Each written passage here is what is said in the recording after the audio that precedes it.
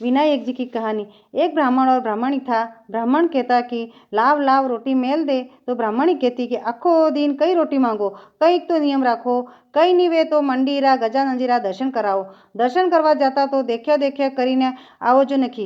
एक दिन 4 चोर धन पाती कर रहा था। वने नियम तो कि गजानंदजी ने देख्यो देख्यो करीने आई रह्यो हो। चोर जाणिया कि ओ देख लीधो। चोर आवाज लगाई कि अटे आव, आ धन री गांठ लई जा। धन री गांठ लईने लुगाई ने दीधी। लुगाई लईने कोठा में राखी। पछे ब्राह्मण केसर पताशियारो में वरसाद वरसायो।